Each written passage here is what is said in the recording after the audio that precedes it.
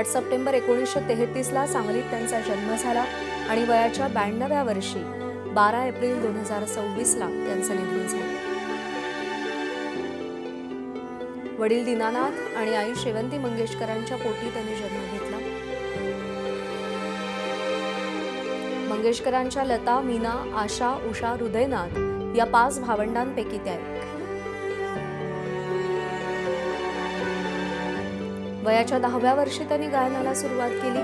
माझा बाळ हा त्यांचा पहिला चित्रपट. सर्वाधिक गाणी गाणारी गायिका म्हणून गिनीज बुक ऑफ रेकॉर्डमध्ये त्यांची नोंद. 20हून अधिक भाषांमध्ये 12,000हून अधिक गाणी त्यांनी गायली. 900हून अधिक चित्रपटांसाठी त्यांनी गाणी गायली.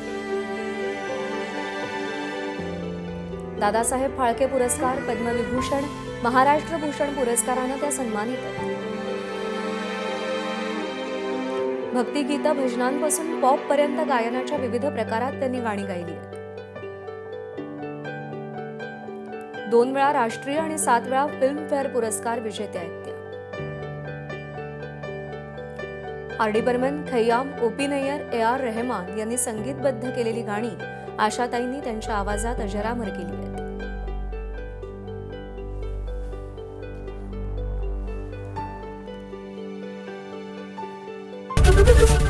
एबीपी माझा, उघडा डोळे बघा नीट.